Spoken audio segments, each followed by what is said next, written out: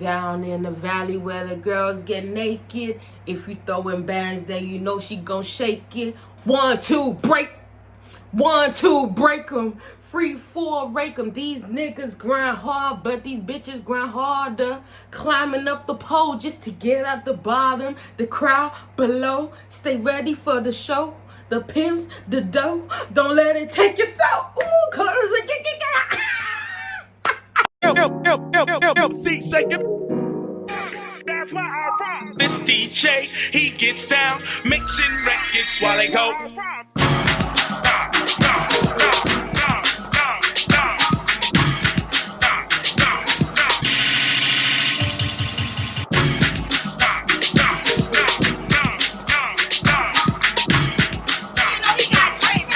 Anyway, what's up guys? Welcome back to my channel. It's your girl Dom. Okay, hope everyone's feeling well, everyone's feeling good. All right, COVID symptoms, I mean the cough has kind of gone now, so your girl's doing much better. I have surgery next week. Obviously, like, I have a fibroid, so yeah, surgery for that. So yeah, if the P-Valley review is a bit late next week, then you know what's going on. Okay, all right, but let's get right into it. So welcome to the P-Valley season 2 episode 9 review by me. Okay, all right, so the episode starts off, okay, I know I said I wasn't gonna pay Andre any more attention, but sadly his storyline was intertwined with quite a few storylines this episode, so I do have to unfortunately address him, you know, but it's cool, we won't spend too much time on him. Okay, so the episode starts off with Andre's little mayor campaign. Yeah. Now suddenly you want to be in touch with your blackness and your roots, and you want to appeal to the masses. Okay, so you done recruited the girls from the Pink, all right, by way of fucking Haley. The campaign was cute, I'm not gonna lie, because, you know, I have a soft spot for the girls at the Pink, you know what I'm saying? All right, they had my girl extra, my boo Brazil, my bitch, shit, I know all their names. Jupiter, yeah, they had all of these girls. They had Toy Sneezing Us in there too, okay? They had everyone up in this campaign, and the girls killed it as usual. You know, the Pink girls ain't never gonna disappoint. It was cute, it was nice. And yeah, you know, obviously, I don't fuck with Andre, but if I saw that, I probably would have voted for him, sadly. But anyway, as this campaign is aired, we then see them doing the little, you know when they have to go into the crowd and they have to, like, persuade the voters and blah, blah, blah, right? So his campaign's still going on. You know, we see Autumn and Corbin looking proud from the sidelines or whatever. And then the moment is interrupted by Patrice Woodbine. Okay, so she's on her campaign shit too. So she pulls up in this big truck, all right, but she's on the fucking stripper pole, guys. This bitch.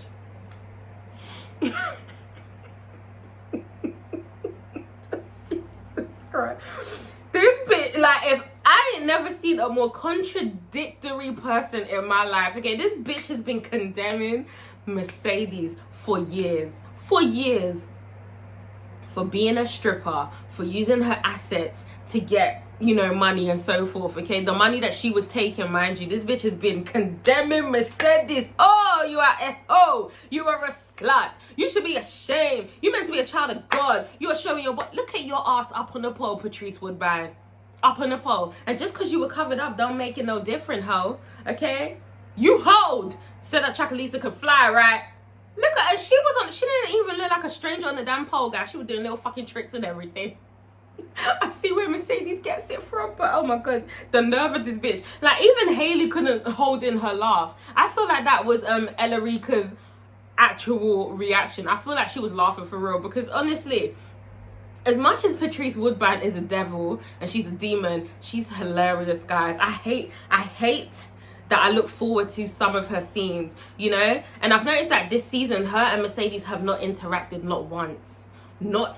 They have not interacted at all, okay? I don't know if that's been purposely done. I don't know if it's because of COVID, whatever, but they have not interacted once this season, which is a bit like, oh, okay. Are we gonna get like a grand reunion in the finale, which is next week? We shall see, right? But anyway, all I have to say is Patrice Woodbine, all right? Harriet Foy, brilliant, amazing, hilarious.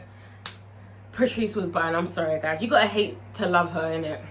She's something else. But anyway, as she's stripping up on the pole, alright, she's preaching to the masses as well. She's preaching to all of them, okay? They're listening to her. And then she starts, you know, the money gun, alright? She starts spraying the whole crowd with money. The money that Corbin gave her. The bribe money. I mean, shit. At that moment, I wasn't mad at her. I was like, alright, girl. Like, you didn't take the bribe money? Your ass? Oh, so you really serious, huh? You really serious about this mayor shit? Okay, Patrice Woodbine. All right. So then we move on to Grandma Ernestine, guys. Grandma Ernestine's not doing any better. She not. I feel like I'm here, but I should be. No, I'm here. Sorry, this outfit is so weird, but I fucks with it. You get me? It's kind of like, it's lit, but it's not. Anyway, sorry, I get distracted. All right. Grandma Ernestine, she's not doing well, guys. Okay. The COVID really has fucked her up. So she's still in hospital. And we see one of the nurses trying to give her some water. Or trying to give her medicine. I couldn't remember if it was water medicine. But then she hallucinates again. Then we see fucking Beulah. Beulah just won't leave her mom alone. Beulah, oh, hey mama. Mama, I know you're thirsty. Come take this drink of water, mama. The water's real cold here in heaven. This pure water, mama. Come take a sip. And Ernestine's like, damn it, Beulah, I don't want your water. Even though I kind of do. I'm very thirsty. In fact, I really do want the water. No, Beulah, no. Okay? Now, damn, Beulah. I know she's definitely on death's bed, but she ain't ready to go yet. Alright, but anyway, because she's hallucinating, she's now fighting off Beulah, but in reality, she's fighting off the nurses trying to give her some fucking water, and God only knows what the nurses are thinking. Oh my God, the bitch done lost it. She in her final hours.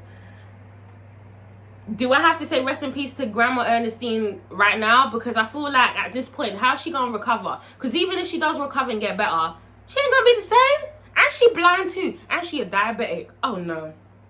She on her way out, guys. We have to accept it. Moving on. So speaking of Grandma Ernestine, we then see Uncle Clifford and Lil Murder, okay? Having breakfast, aka dick. Like at first I thought, maybe it was wishful thinking, but I thought it was Mercedes and man. Like, I was like, oh my God. Oh my, you know, I thought like he was bending her back, you know, especially with the weave. I was like, oh my God, is this Mercedes? Did she cave in? Is she on man's dick? But then I quickly realized that it wasn't them. And I was disappointed slightly. I was. But, you know, Lil Murder was giving it to Uncle Clifford. All right. Uncle Clifford was throwing it back. You know what I'm saying? They have dick for breakfast. All right. And, you know, they have a little grits debate or whatever. Side note, guys, grits. We don't have it in the UK. Well, I think they tried to bring it into the UK. But don't know how to eat that. All right. But what is it? Sugar, butter, cheddar, cheese, what? Cheese, salt. I don't fucking know. I feel like I would like either because I like sweet and savory. Do you know what I'm saying? I don't like too much savory. I don't like too much sweet. I like the best of both worlds. Some days I want sweet, some days I want savory. So if I was a grits person, I would definitely be butter and sugar on like the weekends. And then, you know, the butter, cheddar, and whatever other shit you put in it on like the other days. You know what I'm saying? Yeah, I'll be. But anyway. So back to Clifford and Murder. So they're still basically, you know, trying to navigate this relationship of theirs. Because once again, I feel like there's still a lot of trust that needs to be rebuilt. You know, a lot of hurt happened, right? And obviously Clifford is very like, as much as he loves Murder, he's still very cautious, I believe. All right, he's still very much aware of how things can turn, because he even said he's very happy to be alone now. He has to come to terms with being alone. You know what I'm saying? He's probably gonna lose Grandma Ernestine, and you know, I don't know, man. I want them to work out, but it's just I feel like there's a lot of shit that has happened in their relationship, so I really don't know. And then on top of that, it's very clear to see that they are both still grieving. He's still processing the loss of Big Teak. You know what I'm saying? Even though he hasn't really told Uncle Clifford about it. He hasn't told Uncle Clifford about Big Teak at all, has he? No. So he's processing that silently, and obviously Uncle Clifford is processing the fact that Grandma just might not make it. All right, so I guess we're gonna have to see how that plays out in the finale. So then we move on, guys, to Keyshawn and Haley. Okay. So Keyshawn, is, like I said, she's planning her escape, okay? The Grand reopening is her opening to freedom, okay? She's trying to go and leave the oppressor. So Keyshawn says that she's got her passports and she done bought the tickets with cash. So she's learning, she's smart now, right? Because Derek can't trace cash, okay? And, you know, she says that she will stay at her sister's for the night, which is good to know, isn't it? Because we didn't know that whether or not Keyshawn was still in touch with her stepsisters. So I guess we might see one of the sisters next week. I hope so. I wonder if it's going to be Alicia. Okay. Good to know that she's still in touch with the sister, I think. That's really nice. But anyway, she says she'll stay there for the night and then her and the kids gonna up and go. She gonna go. And obviously it's the perfect time to do that because Derek kind of, I think he has an interview, so he wouldn't be there anyway. Alright, so it sounds like the plan is in motion. Meanwhile, Haley's planning her escape too. Alright, she's like, yeah, you know, I'm trying to sell the pink, and once I do that, I'm gone. I'm done. And I still, look, some people are like, look, Haley should sell the pink. You know what I'm saying? There's too much bad juju there. They can find a new pink or whatever. But I still just don't agree with Haley. I don't fuck with her like that. Do you know what I mean? Yes, the bitch is smart. Yes, the bitch has helped out some people. But she's also a selfish woman. And she's also very quick to forget how everyone has helped her. I don't like that. Alright? But she's planning on up and leaving too. And then obviously Keyshawn's kind of surprised that. She's like, oh, but what about the pink? What about Uncle Clifford? And then Haley's like, what about him? Darling, you need to think of yourself. Okay? Alright? Fuck the pink. And obviously in this moment, we can see that Haley is like a mentor to Keyshawn at the end of the day. Alright? Haley is the logical mind that Keyshawn needs, or Keyshawn aspires to have. Do you know what I mean? Keyshawn isn't dumb. By no means is she dumb. She is not dumb. But she kind of lacks the power to disassociate her personality or the fact that she cares. She cares too much, whereas Haley don't care at all. Do you know what I mean? And even if she does care, she ain't gonna show it, you know? So Haley's like a mentor to her, basically the side of Keyshawn's brain saying, you know, you need to be more selfish, you need to put yourself first, you need to be secretive, you need to do all of this, right? And I'm guessing Haley had to become this way because obviously she was in an abusive relationship also, okay? She was a survivor too, right? So obviously it helps Keyshawn in some sense because Keyshawn does need that to navigate through life now, especially now that she's leaving Derek and this motherfucker's crazy as hell, you know? But the part that makes Keyshawn more relatable and we're more able to empathize with her is the fact that she has more of a human side and Haley doesn't. You see? Alright, I get the subliminals, Katuri, alright? I get the little hidden messages. But anyway, Keyshawn then finds Diamond in the kitchen, alright? Mind you, this is the first time that they've actually interacted since he read her ass for filth when she ain't have a mask on. Yeah. Alright, so she goes into the kitchen, and you know, this is one thing that Keyshawn does that I fucking hate, and I'm gonna speak on it. Keyshawn knows that she's beautiful. Keyshawn also knows that she plays on the very dainty, like, oh, damsel in distress, don't look at me, I'm so sensitive. She plays on that. She plays on that too. She does, and it annoys the fuck out of me. Okay, because obviously we see Diamond in the kitchen, you know, I don't know what the fuck he's doing. And then she's just standing there, you know, and she's like, hey. And then he like, hey. And then, you know, she starts batting her eyelids. You know what she does, like,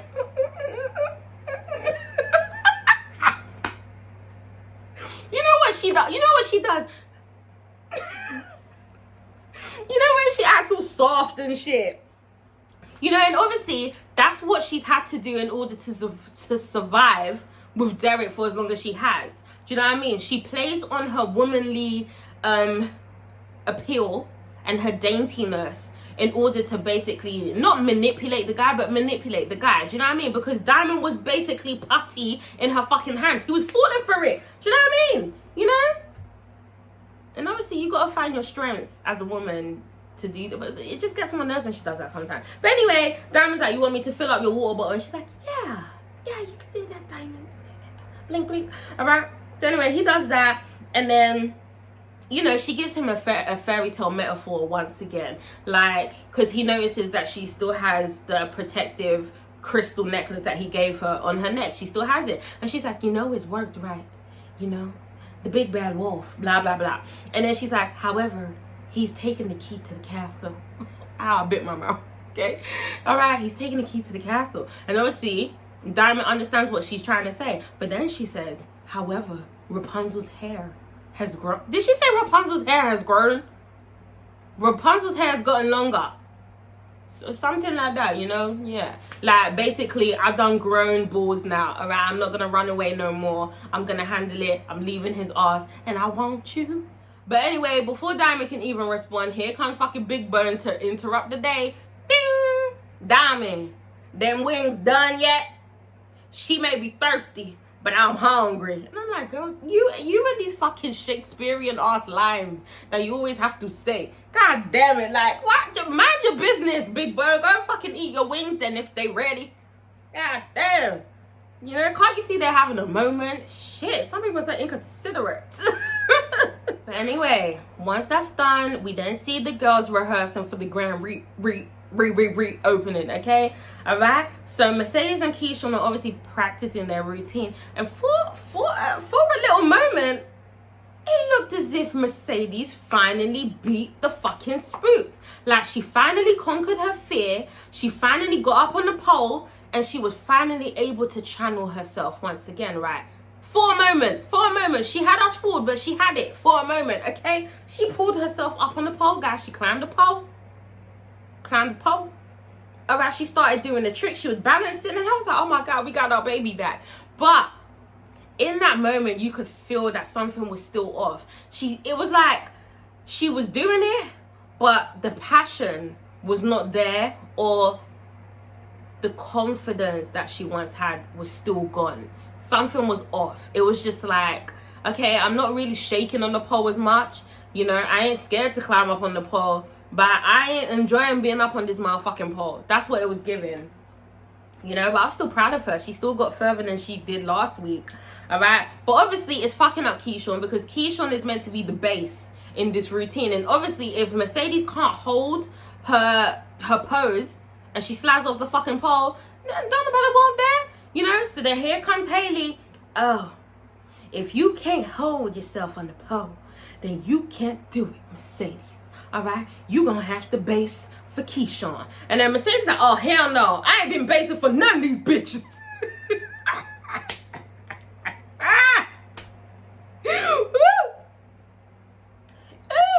Okay, and then here comes Roulette. Look, as much as Roulette's character is starting to come into her own, I'm gonna need this bitch to have some fucking respect, okay? She working my nerve. Don't be talking to Mercedes like that. Who the fuck do you think you are, bitch? I want Mercedes to just, you know what I'm saying? Like, boop. You know what I'm saying? Like, but you know what I'm saying? Just a little to the chin. Cause she's too reckless at the mouth. Okay, she was like, You know what I'm saying? You holding us up, grandma, all right? And then Mercedes like, what the fuck you say to me? And she's like, don't nobody want your great ass, having ass, pussy ass on the pole. So I don't even know what Roulette said. It was just rude, all right? And Mercedes just got in her face like, bitch, I'll fuck you up. And then Roulette was like, oh, you want to play roulette? Try me, bitch. And then, you know, they're going back and forth. I have a feeling that her and Roulette are going to end up liking each other eventually. But Mercedes still needs to kick her ass just a little bit, okay? Because Roulette getting a bit too big for her little fucking bridges. Yeah. So obviously, when Haley was like, you can't hold the fucking position, so you need to base. And then Mercedes was like, well, I wonder why the fuck that is, huh? Basically saying that you're the reason why I can't fucking hold my positions anymore, bitch. You're the reason, in case 7 pounds of pressure, bitch. Yeah, you forgot about that? I killed Montavious for your dumb ass. And it's like, Haley don't even care. And I'm like, what kind of inconsiderate, selfish, ungrateful ass bitch is this? Mercedes risked her life to save both of your lives. And this is how you treat her? She was like, well, I ain't tell you to do that, Mercedes. You ain't have to do that, all right? You gonna keep, wait, what? She was just getting reckless. She was like, I don't even know what she said. She was just acting like it wasn't her fucking fault. And there are too many people like Haley in this world, you know? And I'm praying that Montavious' spirit makes an appearance in the finale and fucking yanks Hailey back down to hell with him. Because this bitch is getting, I just don't, like, it's, come on now. You know, you didn't have to say that to Mercedes. Not even just her. Uncle Clifford risked his life. Diamond risked his life. Okay? They all risked their lives to save your fucking ass. And this is how you're acting? So obviously, in that moment, Mercedes just loses it. Alright? Meanwhile, Big Bone is listening to everything, mind you. Yeah? Did you guys peep that? All the whole 7 pounds of pressure shit. Obviously, she's listening to this conversation. She knows more than she's leading on to, okay? Alright? And then Mercedes just rips up the poster and she storms out. Uncle Clifford goes after her, tries to reassure her. And she's like, look, I'm past retiring, okay? Like, she's clearly lost the confidence in herself. She suddenly feels like she doesn't belong there. What she's doing ain't hitting no more. And then she starts second guessing herself, like, is Keyshawn better than me? And it's like, well, right now, yeah, she is. Because, bitch, you can't even hold yourself on a pole because you're all up in your head. But in reality, I don't think Keyshawn's a better dancer than her. I think they're just both very different. I think they're both very good. But obviously, to me, Mercedes is the OG and she is slightly a bit better. Okay? But Keyshawn works the pole in a different way. She plays on her femininity and she works the pole more feminine. And Mercedes works, you know, the pole in a way that she handles people aggressively, you know?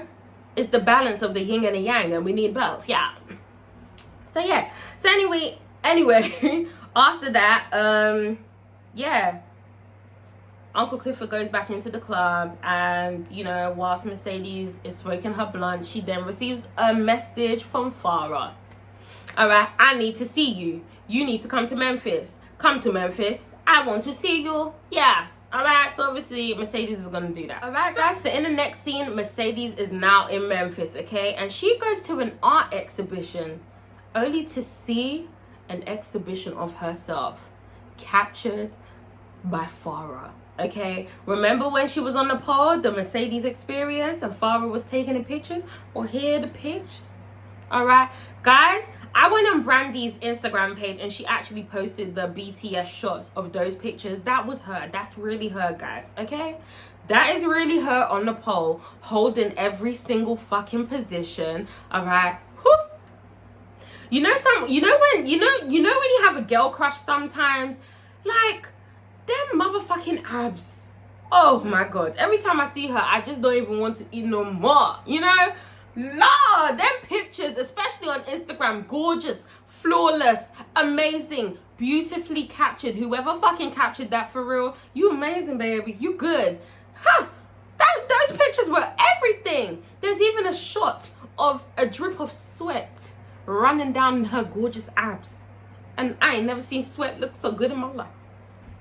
Alright, but the exhibition itself was just gorgeous. To see Mercedes see herself in the light of other people, see herself from the eyes of others, was everything she needed. Okay, she has been beating herself up. She has lost her confidence. She has lost her reason for doing what she loved initially. And to basically see herself captured, alright, not only was she able to see the art form itself, she was able to see herself like, oh my god, I really am that bitch. Look at that pose. Oh my god, I did that. Yeah. Wow, look at me. Yes, bitch. You still strong, huh? What shoulder? What shoulder? Montavious who? Ooh, look at that. Oh, look at that. Oh god. You know what I'm saying? She was able to finally see herself the way that everyone has been seeing her for all these years. You are Mercedes fucking Mercedes, okay? You are the bottom bitch, the HBIC. You were the headliner for too long, okay, bitch? This is you in your element. And it was the confidence boost she needed, alright? So that's something good that Farrah has done for her. Anyway, Farrah walks in with a new motherfucking wig. Guys, let's talk about this wig for a moment. The fuck was that wig, huh? Why? I know she a lesbian now. She got herself a little lesbian haircut, but baby, you could have got something else. The lesbians got nice hair. You could have, yeah. What was that? It was giving Gladys Knight circa now, okay? It was giving, I mean, I don't think, has Patti LaBelle ever had short hair? I don't know, but when I saw it, for some reason, I just wanted to sing, it wasn't how it was supposed to end. I wish that we could do it all again. I'd never dream I'd spend one night alone by myself. On my own. Like, what was that? Oh, Lord. That auntie wig now. That's why Mercedes declined the offer to fuck her. She saw that wig and she was like, nah, I'm good. But anyway, Farrah basically, you know, starts like talking, saying, you know, do you like your art? What do you think? No, see, Mercedes isn't all, she loves it. And then Farrah then Mercedes was like, you know, I haven't wanted to see you ever since that night. You know, Farrah's like, look, I'm sorry how things ended, okay? And all I was thinking was, you need to run her motherfucking money, alright? Whilst we sitting here diddly-dallying, where the fuck is her 40k? Where the fuck is the money? Huh? That's what we need to talk about, Farrah. Yeah. But anyway, Farrah then says, you know, I'm filing for divorce from Cedric. And, yeah, you know, because she's found herself now. You know, she's found her reason. Look at the exhibition. She's found what she's passionate about once again. So she wants to pursue that. I'm sure Coach has a problem with it. And also, she's a lesbian. That's it, guys, okay? Alright? So I'm sure she wants to explore the multiple vaginas in Chucalissa or Memphis. Alright? So then she says to Mercedes, you know, like, would you let me fuck you again? And Mercedes looks at her and says, no. You know, it was only business. A little bit of pleasure, but mostly business. Just like I knew. So all you people saying that, oh, Mercedes denied man because she's secretly in love with Farrah. No, she's not, okay? This was always about business for her. All right? Yeah. Okay, so I'm hoping the door's still open for her, man. I don't care what you people think. Yes, I like toxicity sometimes. Okay, this is a fictional show, so they could be together. All right, I'm sure the ankle bracelet can magically disappear somehow. Shit. But yeah, you know, so I think that's the end for Farrah and Mercedes. But has Farrah given Mercedes what she fucking needed in order to remember the bitch that she is? The bad bitch that she is? Absolutely, and I'm here for it. So then, guys, we move on. So, Keyshawn and Big Bone... I was going to say Big Bone. Keyshawn and Big Bone get into it. Okay, so we see Big Bone in the hallway corridor. All right, she's looking at a picture of... What was she looking at? Was it like a screensaver of her and Diamond? I don't know, but the bitch is obsessed with Diamond, okay? All right, I'll speak on that later, though. But anyway, she, you know, she's all in love. She all like, look at that, she's so cute. He's so cute. And then obviously she walks, and then Keyshawn's walking, and they cross paths. You know, they bump into each other, and then Big Bone is just like, bitch, watch where the fuck you going. And then Keyshawn's like, bitch, I didn't even see you. Like, the fuck? What? Like, what's with all the energy, Big Bone? Damn. And then, you know, Keyshawn's not understanding where all the hostility is coming from, right? But obviously Big Bone is feeling some type of way. She saw the way that her and Diamond looked at each other when she returned, so she's obviously salty. She's feeling very pressed, you know? And then they get into it a little bit. I don't really know everything verbatim. I'm not really good at picking up script for script, all right? But then all I remember was Big Bone basically says, I know everything about you. And then Keyshawn's like, how you know things about me? All right? And she's like, I know. Oh, no. What'd she say? I'm glad you leaving tomorrow. And then Keisha was like, how you know I'm leaving? What you know about me? And then Big Burn's like, these walls got ears and mouths too. And I'm like, the walls got ears and mouths?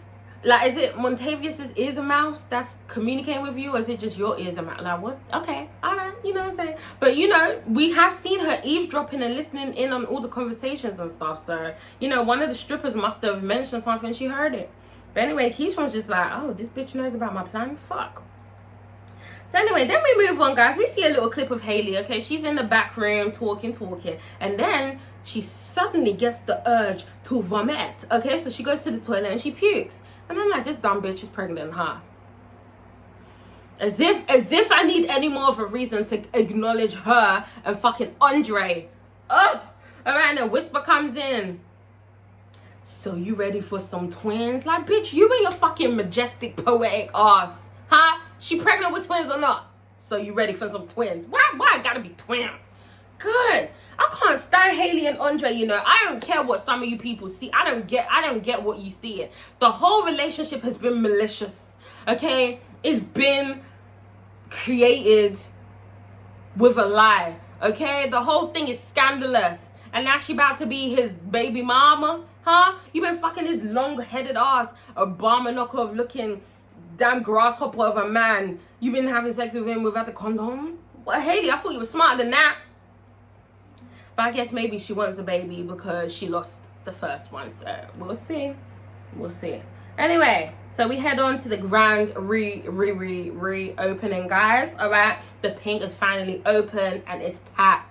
All right, people queuing up outside. We got the health inspector, Lauren. Okay, she being annoying as usual, but you know the bitch just wants to go inside. Okay, so she's like, this is over capacity. We need to reduce the numbers. And Uncle Clifford's like, no, you know, we could. Now, why don't you come inside and spend your stimmy check? You know what I'm saying? You know, you got some left there. And then she's like, And then she sees Big L. She's like, oh, do he come with the Pink too? And Uncle Clifford like, yeah. And she's like, okay, well, you know, capacity can be at 75% if you throw in Big L or whatever. So anyway, she wants a piece of Big L. I wouldn't be mad at seeing that happen. All right, that would be cute. But anyway, Uncle Clifford then goes back inside whilst all the girls are getting ready to go out on stage and perform, and he hears Toy coughing again. This bitch, about the nerve. And then it just sets him off. He gets Toy's ass and he's like, you off, get the fuck out of here. You gave my granny COVID. Okay, you killing my granny. Yeah, she's dying. And then Toy's like, well, it wasn't even me. Bitch, it was you. Okay, Uncle Clifford kicks her ass out. All right, then he goes on the spree because he hears Jupiter coughing. She's like, bitch, which one of you coughed? All right, Jupiter was like, no, my spit just went down the wrong part. Honestly, the little moments on the show kill me. It's just little funny bits, all right?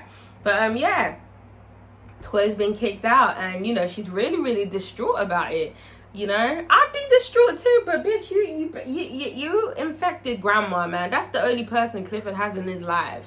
Okay, family wise, like, come on now. But anyway, as that's happening, we then get introduced to none other than Tina Snow, aka Meg Thee Stallion. Okay, she makes her grand entrance, her grand appearance, okay, alongside Lil Murda. They pull up together. She wearing the white, he wearing the red. They looking all good, they looking all great. Yes. All right. She pulls up, but obviously we then see man's gang outside plotting their revenge. Okay, the chiefs are not impressed because they kind of got suspicion that Murda was the one that killed Pico, even though Pico just joined the gang. Like, he weren't even with them to start with. But yeah, you know, I guess it's gang rules or some shit. But yeah, they're plotting their revenge. So then Murda then runs into Clifford. All right, and obviously they flirt, you know what I'm saying? They're feeling each other, and Clifford's like, you better go before I suck your dick here right now. And I'm like, all right, you know what I'm saying? Obviously they're flirting, but then Clifford is still very cautious, all right? Because he's like, now I don't want to repeat of Murda now. I don't want to get all caught up, and then you start, you know, pretending like you don't like me, you don't know me. Let's not do that. And obviously Murda's like, he's feeling a different way, you know? He's like, no, I ain't gonna do that. Like, you ain't gonna you ain't gonna let me live that down no more, huh? But Uncle Clifford done wisen up, man. All right, so then Tina Snow comes in and she's all over Murda. She's flirting, and then obviously Uncle Clifford's like, oh, so this is what we doing now. All right, she's starting to see the flossing, okay? Because obviously Murda's playing the role like, oh yeah, all right, shawty, whatever. And Uncle Clifford's like, okay, so you can play that game. So then, I don't know, he gets a message saying that there's someone in the paradise room for him. So then he goes. I know I keep saying he. All right, I understand that Uncle Clifford is either gender neutral or identifies as a woman. But guys, this is not me being disrespectful, okay? All right, it's just very hard to look at Uncle Clifford and be like, oh my God, yes, she, but then we see the beard and it's like he, but then it's like she. You know what I'm saying? Sometimes I call her she, sometimes it's like RuPaul. Sometimes I call RuPaul he, sometimes I call RuPaul she. Shit. All right? Damn. I love my gays. It's just, it's hard. The pronouns and goddamn, God. All right. She then heads to the paradise room. Okay. And then Murder gets jealous. All right. So clearly we can see this is going to be the issue between these two. It's just always going to be something. Jealousy, hiding, being in the closet, all this shit. It's always going to be something. Then we move on to roulette, guys. All right. I'm talking too fast. We move on to roulette, guys, okay? She's clearly feeling herself now because she done come up ever since she, you know, pawned off the bust down, all right? She done cashed in on the bust down, and she's decked out in Fendi, feeling herself or whatever, okay? So she walks out to find Toy crying her eyes out, and obviously whispers their comfort in her. And, you know, roulette kind of don't give a fuck. She just chewing her gum like, what's going on here? And then obviously Toy's like, Uncle Clifford kicked me out. You know, he's saying, oh, fuck, here I go. She's saying that I gave her granny COVID. I didn't. And then Whisper's like, you did. You did. The winds never lie. You gave that bitch, you gave her COVID, Toy. All right, Toy's like, what am I gonna do? I'm homeless. You know, la-da-dee, la-da-da. I'm homeless. No, she didn't say that. She said rent's due. Or whatever, basically she's gonna be homeless, all right? How's she gonna get money? And that's where Roulette's like, oh, well, you know, I wish you all the best, bye. And then Whisper's like, like, let's bring her in. Let's bring her in on the little business we got here. And it's just giving every bit of Ronnie and Tricks from the Players Club. Like, we pimping out the strippers now? Like, what? This ain't cute. I'm sorry, I'm not here for it, you know? The type of sex work I'm here for is what Mercedes had to do. Are you gonna give me 40K for the experience, baby? Let's do it. All right, but what? Roulette's got her little sex ring that she got running. Nah, man. So we're gonna bring Toy into it. Then the other strippers, I'm guessing. Fuck that shit. But yeah, she tells, like, she basically brings Toy in and she gives Toy a stack. And she's like, they're plenty more where that came from or some shit. And obviously now Toy's gonna do that. Another one bites the dust. All right. Anyway, so then we move back on to Clifford and Corbin. All right. Their dynamic is weird. Obviously, Clifford and Corbin grew up together, okay? They've known each other. I think their mums knew each other, some shit. They grew up together. And obviously, they were both outcasts back in the day. Corbin being the biracial bastard child of a black woman that obviously got essayed by a rich white man. And he was the product of that. Okay, and then you got Uncle Clifford, you know, identifies as a woman, obviously very flamboyant, you know, obviously you're going to stand out in the hood and people are not going to accept you, even though everyone loves and accepts Uncle Clifford now, you know. So obviously I'm guessing those two, you know, grew up together, they found solace in one another, blah, blah, blah. But anyway, because Corbin has had such a fucked up life, he's very much disturbed and he's very much crazy and he has I can't say that word, fetishes, all right, and he gets off on being whipped. So he begs Uncle Clifford to whip him. Uncle Clifford's like, I ain't gonna do that. And I think he offers Uncle Clifford 250K to whip his ass. I mean, I would do that for free. Hello. All right, not for free. Give me some money, but okay. Uncle Clifford does it and he just gets like some sheer pleasure out of it. And I'm like, damn, like, your upbringing must have really fucked you up, Corbin, huh? And then the fact that his brothers don't claim him. Woo! There's some fucked up people in the world.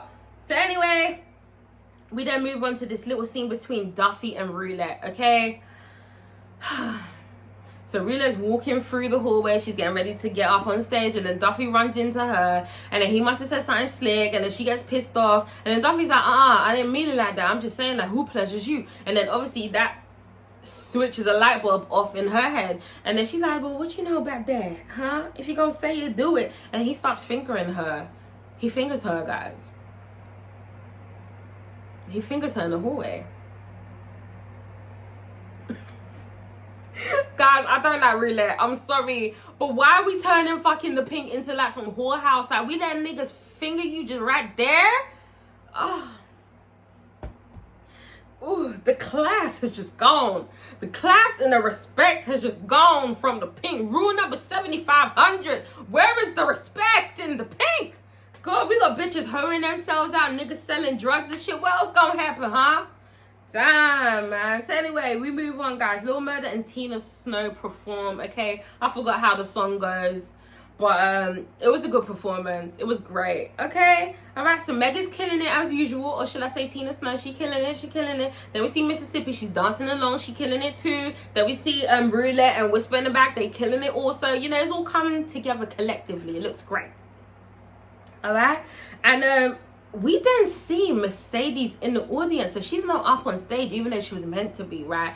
But this time, Mercedes isn't even, I don't even want to use the word hating, because she it's not that she's a hater, but I feel like it's more so she's worked hard to get to where she is. Do you know what I mean? So obviously she demands respect. She demands respect, and obviously she's been the top dog for so long. So it's hard to kind of like pass the torch. Do you know what I mean? It's not her hating, but it's just like, bitch, I'm the one that made this shit. Like, the fuck? But, you know, sometimes you gotta just let other people do their thing. And in this moment, instead of being angry, Mercedes was finally able to just sit back and see the art and appreciate it. I'm not saying she didn't appreciate it before, but she was just finally able to just be like, wow, so this is what we do, huh? Okay. I finally have my purpose. You know what I'm saying? She saw Keyshawn in the element and she was like, damn. And then here comes man. Sexy man. You know, it was good to see that he's still talking to Mercedes. So I have a glimmer of hope for them two guys. I really do. I really do. That really made me happy. Just to see them interact, you know. It kind of leaves the door open. Just a little, just a tap, you know. Alright, but anyway, man's just like, damn. This bitch really dancing like it's her last. All right, Mercedes is like, for real. And then he's like, why you ain't up there in your flaws? And she's like, sometimes you just gotta sit back and appreciate the art. And I'm like, that's right, bitch. That's right. Okay? But yeah, man. So then obviously Murder then comes out and he's killing his performance. But then we see the Chiefs, all right? They're looking more than unimpressed. They ain't happy, all right? So then one starts a little argument. They get into a kerfuffle and the fucking fight breaks out. Okay, you can't take niggas nowhere. They have a big fucking fight. It turns into some sort of stampede. They're fighting each other, man versus someone, all right? Then they rush up on stage. Obviously, Murder gets rushed, all right? He's fighting back, but he gets his ass beat as well, all right? And then Keyshawn almost gets trampled on, so she's on the floor. And obviously, you know, domestic violence, all of this abuse that she's gone through, this is triggering for her. So she's on the floor, like, curled up into, like, a little fetal position. Just, you know, she's frozen. She don't know what to do. And here comes her white knight Diamond to save the motherfucking day, okay? He comes in with his little troops, his little bulletproof vest. And he's like, Keyshawn, get up, give me your hand. All right, he comes through like, boo, boo, boo. Move, niggas, move. All right, send in the troops. All right, picks up Keyshawn, and then they go to the back. And then Keyshawn, just so overcome with emotion, she kisses him. All right, and I know the Keyshawn and Diamond fans were ecstatic. They were like, yes, finally a kiss. Honestly, for me, the kiss wasn't really that great, you know? It weren't all that. Obviously, it was a sentimental kiss because she knows she's leaving that night. And she kissed him as if it was like a goodbye for now. But this is a kiss to let you know that I'm free. And I'm ready to accept you and all your caramelness. Okay? I'm free as a bird. I'm like a bird. Okay, that was her moment, kissing him, saying, okay, I'm yours. You can have me, take me right now. In which I would have been here for. All right, but the kiss was just it was just like,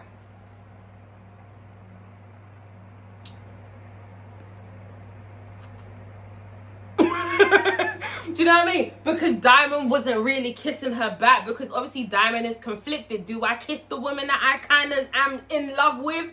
Or do I not kiss her because I'm still pissed about what she did? Or do I not kiss her? I don't think he was thinking about Big Bone in that moment. I think it was more so, shit, I really do fuck with this girl, man. I do love her, but damn, I'm hurt, you know? I think it took him off guard. It caught him off guard. So, yeah, he kind of froze. So the kiss wasn't given. But I was proud of her for kissing him. But then, obviously, while she's doing that, Big Bone sees it all, guys. Yeah. Big Bone sees it all. And she looks hurt, she looks pissed, and she looks like she's about to exact some revenge, okay? All right. So anyway, Diamond walks away, obviously, afterwards. But he looks like he's been waiting for that his whole life, and he don't know how to process it, but okay.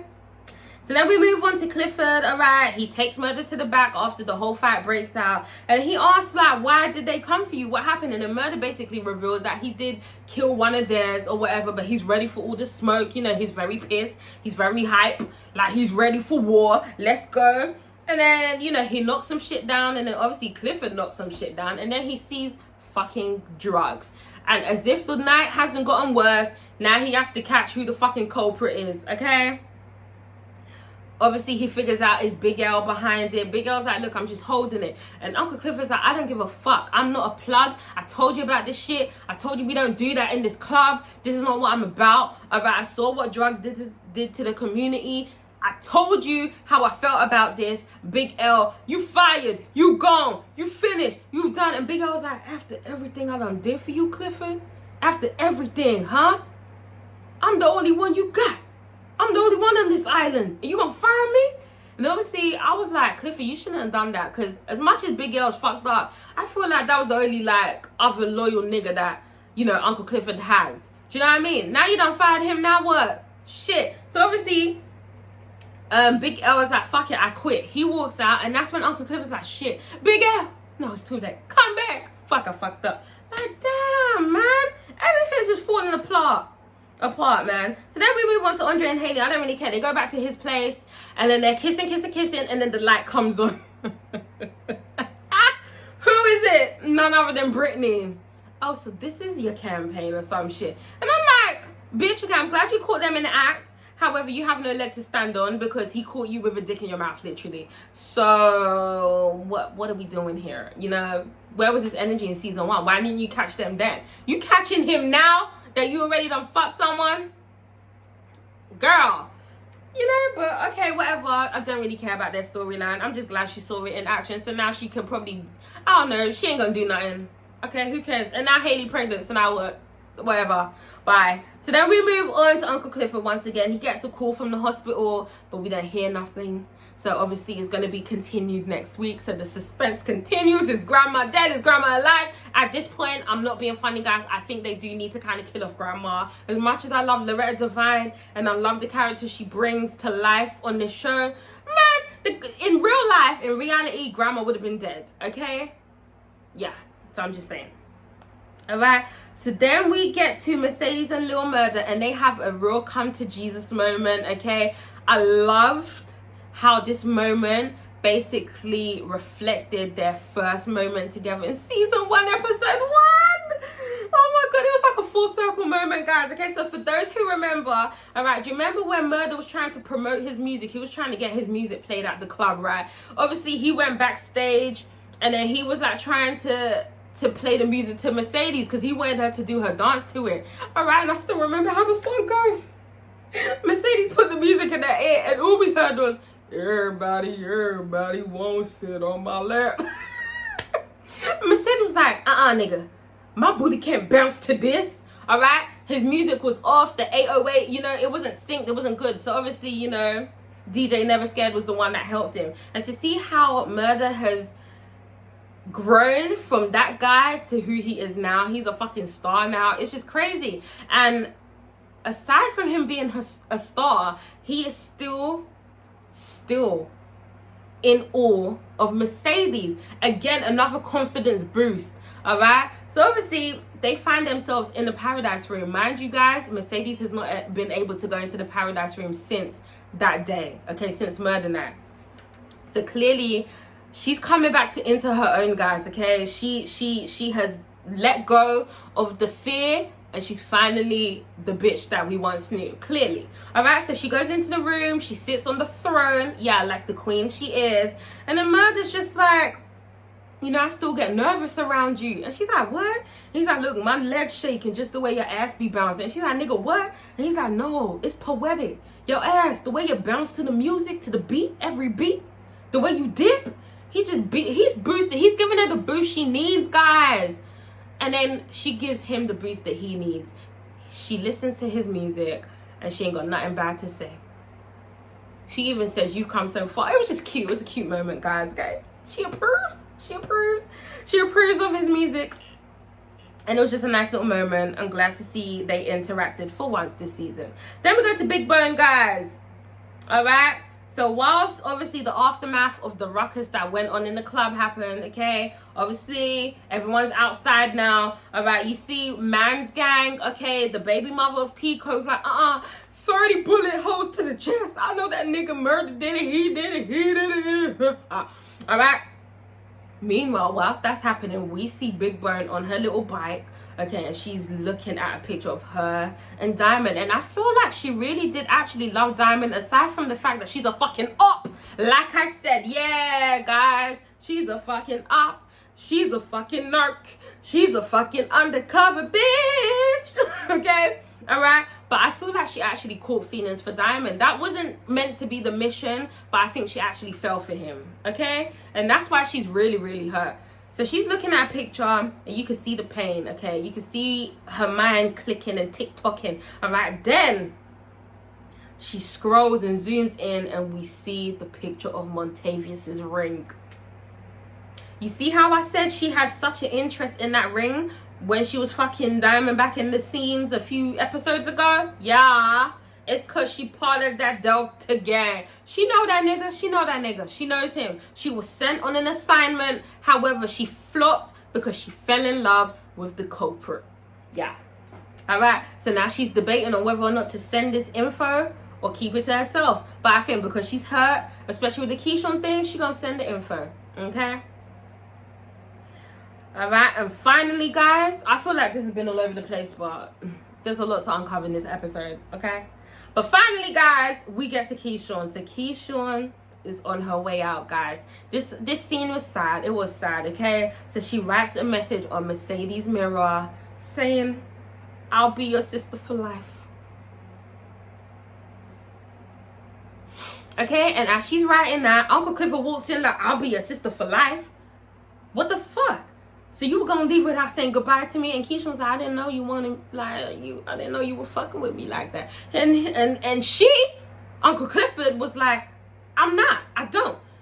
But I don't mean I don't still love you or some shit." So anyway, they have a little come to Jesus moment. Okay, it was a beautiful moment because Clifford has watched Keyshawn grow into the butterfly that she is becoming, okay, or she has become. All right, saw her as a little sheltered, abused little deer caught in the headlights, okay, to now this fully blossomed, mature woman. All right, and Clifford imparts some words of wisdom, tells her to fly high or whatever, and gives her a hug, and she hugs him back, and it's emotional, you know. But it's sad. It's sad. I don't want to see Keyshawn leave the club. No, guys, like, it just feels a bit too like, oh my god, like everything's coming apart. And the fact that Stars hasn't even renewed this shit. Anybody got time for that, Craig? Okay, we need a season 3, 4, and 5, and 6. Like, goddamn. But anyway, Keyshawn, she gone. And then Uncle Clifford breaks down. He cries, you know. And I feel like it's kind of like a double meaning. Like, maybe it's time for her to fly and live for herself too, you know. And then the episode finishes, guys. It says to be continued. So the finale is next week. It's gonna be some shit. I hope it's a long episode because there's still a lot to uncover. We still haven't touched on the fact that Montavious is haunting the fucking club, okay? There's so much we need to uncover. But guys, it's your girl Dom. Thank you so much for watching. Thank you so much for supporting. And make sure to comment, like, and subscribe, baby. Comment, like, and subscribe. And tell me your thoughts, okay? All right. Peace out. Bye. I want that dick like a bite. He tell me, Benny, bust it